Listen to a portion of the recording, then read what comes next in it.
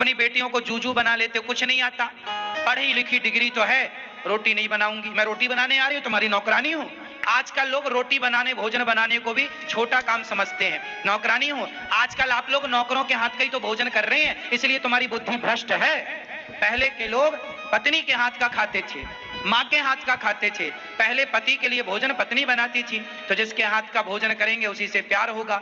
अब आजकल पत्नियों से प्यार इसलिए नहीं है, पत्नी के हाथ का खाने को ही नहीं मिलता। आजकल आप लोग इतने बिजी हो गए हैं, इतने आलसी हो गए हैं, इतने क्या कहें, आप लोगों का जो कर्म है वो तो भोजन बनाने का काम तो ना छोड़ो, आपकी रसोई पवित्र हो, आप ही पवित्रता से फॉलो करके बना सकती हो। कोई दूसरी महिला आई, हमारे यहाँ नियम क्या था कि महिलाओं को जब मासिक धर्म आता है, टाइम होता है, उस समय महिलाओं को कहा जाता है कि आप रसोई में प्रवेश ना करो। उस समय स्त्री को भोजन नहीं बनाना चाहिए, दूसरी महिलाएं हैं, सास है, जेठानी, देवरानी, वो बनाएं। संयुक्त परिवार में ये व्यवस्था थी। अब आप कहेंगे आज तो संयुक्त परिवार नहीं, चलो संयुक्त नहीं है तो 4 दिन के लिए कोई बात नहीं, आप फल खा लो, या ठीक है आप घर में अब कोई व्यवस्था नहीं है तो बनाना ही पड़ता है, और आप महिलाएं बनाती ही हैं, तो चलो आप तो ठीक हो, पर जिससे आप भोजन बना रहे हो वो भी टाइम पर है और आप भोजन कर रहे हैं, उसी समय का भोजन आप भगवान को भोग लगा रहे हैं। जैसा खाए अन्न वैसा रहे मन, भोजन पानी तो शुद्ध रखो। आज की बुद्धि क्यों बिगड़ गई? जैसी राखे शुद्धि वैसी बने बुद्धि, जैसा खाए अन्न वैसा रहे मन। तो आप लोगों का ना अन्न अच्छा है, ना शुद्धि अच्छी है। कोई भी आपकी रसोई में घुस जाता है, आपकी पड़ोसन आती है, आपकी रसोई में घुस जाती है, देख लेती है तुमने क्या बनाया, छू लेती है सब, भले वो 17 जगह से घूम के आई हो, पर आपकी रोटी छू लेगी वो। इसलिए खान पान शुद्ध रखो। पहले के लोग छुआछूत का भाव नहीं है, लेकिन मेरा भी अधिकार नहीं है कि मैं आपकी रसोई में घुस जाऊं। क्यों घुसूं? इसलिए आप अपने धर्म का पालन, जितना पवित्र खान पान रखोगे उतनी पवित्र बुद्धि रहेगी। जितना खान पान बिगड़ेगा, क्योंकि अन्न से ही मन का निर्माण होता है, जैसा अन्न जाएगा वैसे ही तो विचार आएंगे, वैसे ही तो बुद्धि आएगी। भीष्म पितामह जब बाणों की सैया पर लेटे तो द्रौपदी ने पूछा, पितामह ने कहा, पांडवों को उपदेश दिया बुरा मत करना किसी के साथ। द्रौपदी ने कहा, जब मेरी साड़ी खिंच रही थी तब आप कहां थी? पितामह ने कहा, मैंने दुष्ट दुर्योधन का अन्न खाया था। यह महाभारत में लिखा है। पितामह ने कहा, द्रौपदी मैंने दुष्ट दुर्योधन का अन्न खाया, इसलिए मेरी बुद्धि दूषित हो गई, और अब बाणों की सैया पर लेटने से एक एक बूंद रक्त जमीन पर गिर जाने से मेरी बुद्धि पवित्र हो गई है। इसके कारण आज मैं तेरे पतियों को उपदेश कर रहा हूं कि बुरा मत करना, बुरा मत देखना। द्रौपदी ने ऑब्जेक्शन लिया कि बुरा, मेरी साड़ी खिंच रही थी तब आपने क्यों नहीं रोका? पितामह ने कहा, मैंने दुष्ट दुर्योधन का अन्न खाया था, इसलिए मेरी बुद्धि भी दुर्योधन जैसी हो गई थी। तो पितामह पर खाने का प्रभाव पड़ सकता है, दुष्ट आदमी के अन्न का तो आप पर भी प्रभाव पड़ सकता है, पड़ता है, आप मानो मत मानो। इसलिए सात्विक लोग किसी के हाथ का छुआ नहीं खाते। हम अपना बनाएंगे, खाएंगे सात्विक, क्योंकि हमारा बुद्धि का काम है, और बुद्धि यदि बिगड़ी तो अन्न से ही बिगड़ेगी। आज जिनकी बुद्धि बिगड़ी पड़ी है, तुम गलत खाते हो इसलिए भ्रष्ट है। कुछ भी खाते हो, कहीं भी खाते हो, तुम्हें खाने पीने का कोई ज्ञान नहीं, बिना भोग लगाए खाते हो। अरे बनाओ, माताएं अच्छे से बनाया करो। पहले की माताएं बढ़िया पवित्र भाव से भोजन बनाती थी, भोजन बनाती थी, भगवान के लिए बनाती थी। बनाने के बाद भोग लगता था, बच्चे खाते थे, वो भोजन अच्छा था, पवित्र था, मेहनत की कमाई का था। आजकल तो माताएं चप्पल पहन के भोजन बनाती हैं। चप्पल पहन के क्यों? रसोई में कांटे लग रहे हैं। चप्पल पहनने, अब आप कहोगे महाराज जी चप्पल से क्या प्रॉब्लम हो गई आपको? ना, हमें नहीं है। आप देखो ना, आप चप्पल पहन के करंट को, फेस के तार को पकड़ लो, आपको करंट नहीं लगेगा। सही है या गलत है? आप फेस के तार को चप्पल पहनकर पकड़ लो, आपको करंट नहीं लगेगा। क्यों जी लगेगा? जब तक अर्थ नहीं मिलेगा, और अर्थ जमीन से मिल, आप नंगे पांव तार पकड़ लो करंट लग जाएगा, और आप चप्पल पहन के पकड़ो करंट नहीं लगेगा। बात सही है कि गलत है? हाँ या ना बोलो पहले। सही है? इसका मतलब आप मानते हैं कि अर्थ तो प्राप्त हो रहा है जमीन से, अर्थ का मतलब है पॉजिटिविटी। जब आप फेस का तार पकड़ते हैं तो अपने आप आपको अर्थ जमीन से मिल जाता है, आप करंट लग जाता है आपको, मतलब जमीन से एक पॉजिटिविटी 24 घंटे आपको प्राप्त हो रही है, एक एनर्जी मिल रही है, मान रहे हो ना। तो जब भोजन आप बनाते हो तो वो पावर, वो पॉजिटिविटी जमीन की आपके शरीर के द्वारा भोजन में प्रवेश करती है। जब माता बनाती है, आप चप्पल पहन लेते हो तो वो पॉजिटिविटी कट हो जाती है। इसलिए साइंस के आधार पर मैं बात कर रहा हूँ, चप्पल पहनकर भोजन नहीं बनाना। हाँ, कुछ बिछा लो, कुछ बिछा लो नीचे, तुम्हें ठंडा है लग रहा, बिछाओ, चप्पल नहीं। भोजन भगवान के लिए बनना चाहिए, दाल चावल सब्जी रोटी खीर पूरी बने, पहले भोग लगे, फिर भगवान का प्रसाद बच्चे पाए। अब आजकल आप लोगों को भोग भोग लगता नहीं, रसोई में बैठ के, रसोई में ही खड़े होके आप लोग वहीं बच्चे बच्चे सब खा झूठा कर लेते हैं। भक्षा भक्ष है, इसलिए बुद्धि भ्रष्ट। आप लोगों के आना शुद्धि है, जैसी राखे शुद्धि वैसी बने, जोर से। बुद्धि शुद्धि क्या? आप लघु शंका जाते हो तो क्या करते हो शुद्धि के लिए? आपसे सवाल, आप क्या करते हैं? लघु शंका जाओ तो 4 कुल्ला करो, लघु शंका जाओ तो 4 कुल्ला करो, हाथ और पांव धो लो, तब जाकर लघु शंका के बाद शुद्धि होती है। शौच करने के बाद आप क्या करते हैं? आपसे सवाल, पीले भैया, नहाते हो? नहीं नहाते, फिर भ्रष्ट है। शौच के बाद आपको नहाना ही चाहिए, कोई ऑप्शन नहीं। आप अर्ध स्नान करो, आधा नहाओ, कपड़े उतार लो, कपड़े गीले कर लो या कपड़े उतार के जाओ, और नाभि तक तो गीला करो पूरी बॉडी को, कपड़े चेंज करो। जो आप उतार के जाओ तो अच्छा है, पहन के गए हो शौच करने तो पूरे कपड़े गीले करो। जितनी बार शौच करने जाओ, 2 बार 3 बार, उतनी बार, एक बार पूरा नहा लिया तो दूसरी बार अर्ध स्नान तो होना चाहिए शुद्धि के लिए। आजकल कौन करता है? शौच करने के बाद बहुत लोग करते हैं, उनको प्रणाम, जो नहीं करते। बहुत लोग शौच करते हैं और नहाते नहीं है। आजकल ठंडी आ गई, नौजवान बच्चा बच्ची तो तुम्हारे 4-4 दिन नहीं नहाते। अब इनके हाथ का कोई पानी भी पी लेगा ना तो भ्रष्ट हो जाएगी बुद्धि पीने वाले की।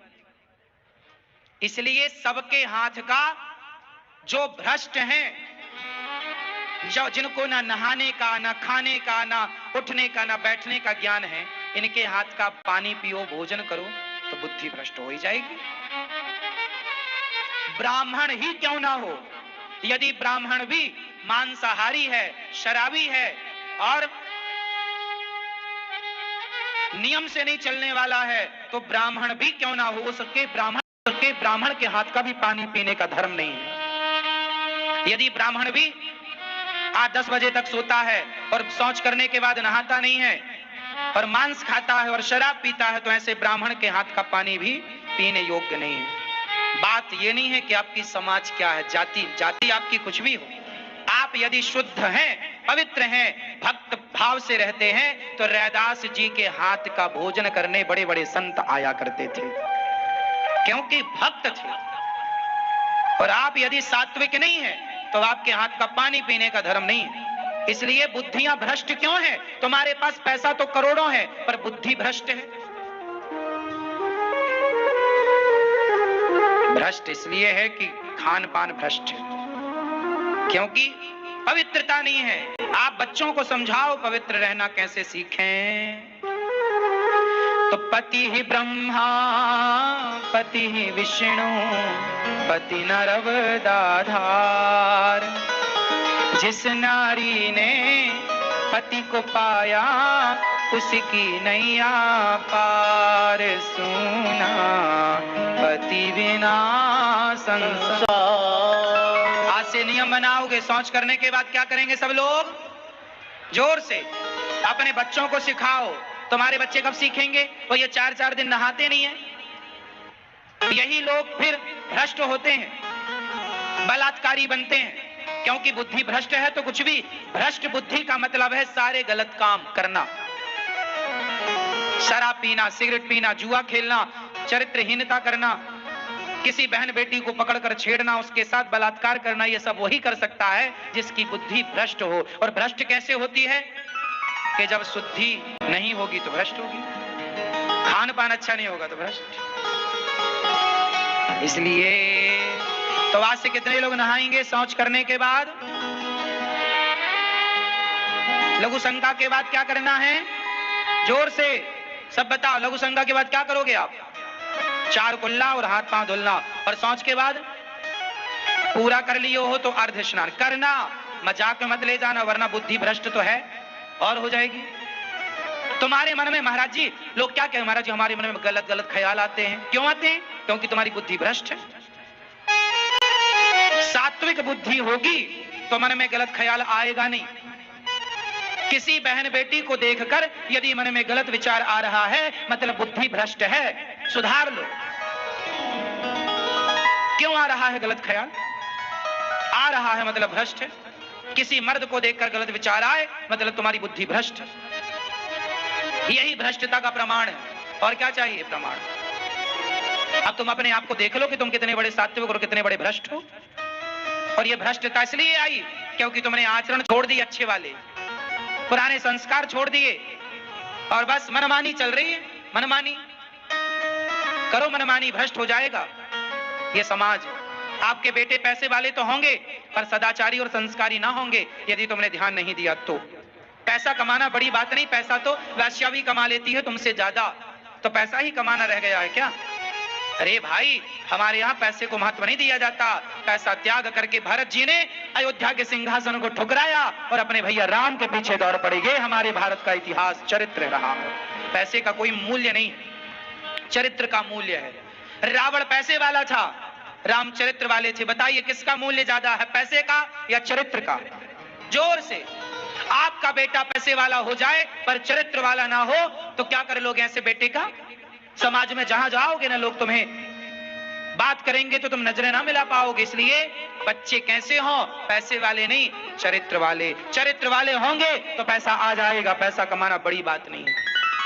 रावण चरित्र वाला नहीं था, पैसे वाला था। और राम पैसे वाले नहीं थे, चरित्र वाले थे। इसलिए राम की पूजा होती है और रावण के पुतले जलते हैं। तो आप अपने बच्चों को क्या बनाएंगे, पैसे वाला या चरित्र वाला?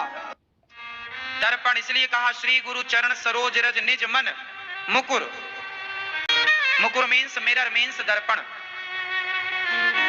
श्री गुरु चरण सरोज रज निज मन, बोलो निज मन। निज मन। मुकुर मतलब दर्पण। दर्पण मतलब कांच, शीशा, आईना। अच्छा, शीशे आईने में धूल जमी हो तो क्या आपका चित्र नजर आएगा? उसकी धूल क्या करनी पड़ेगी? जिस दिन आपने शीशे की धूल हटा दी आपका चित्र स्पष्ट हो जाएगा। जिस दिन मन में जमी धूल हट गई अज्ञान की और मन जिस दिन पवित्र हो गया उस दिन इस मन मंदिर में ईश्वर प्रतिष्ठित हो जाएंगे।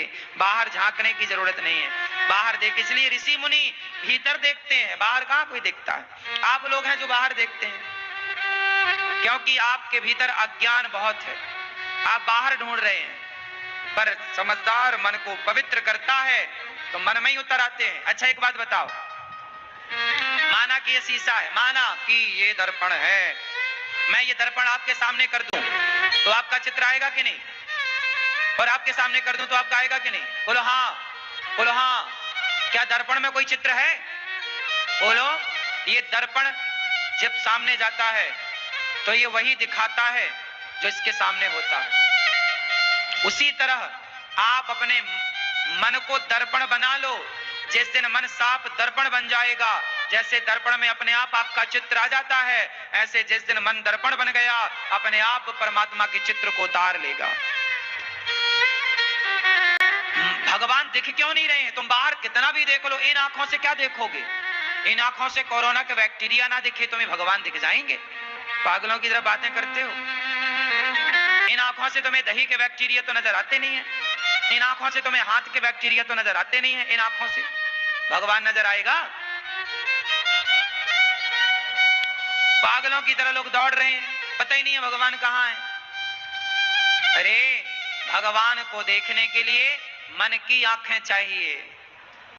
मन की आंखें खोल तो ये पिया मिलेंगे, घूंघट के पट खोल तो ये, बोलो क्या है ये घूंघट के पट खोल तो है? इसलिए कहता हूं, है ना, घूंघट के पट खोल तो हे पिया मिलेंगे। आपको क्या बताएं मैया, आप समझती ही नहीं हो। घट घट रमता राम रमैया, घट घट रमता राम रमैया, कटुक बचन मत बोल तोए पिया मिलेंगे। कटुक बचन मत, लेकिन तुम तो कटु बोलना है और सोचे भगवान नहीं मिला। कटुक वचन बोलोगे तो काहे भगवान मिलेंगे। कटुक वचन मत बोल तोहे पिया मिलेंगे। रंग महल में दीप बरत है, रंग महल में दीप बरत, बरत मतलब जल रहा है। रंग महल में दीप बरत है, आसन से मत डोल तोए पिया मिलेंगे। क्या मतलब हुआ, 44 लाइन का अर्थ आप करो। रंग महल में दीप बरत है, आसन से मत डोल तोए पिया मिलेंगे। इस लाइन का अर्थ करो। रंग महल में दिया बरत है, आसन से मत डोल, अर्थ करो मैया।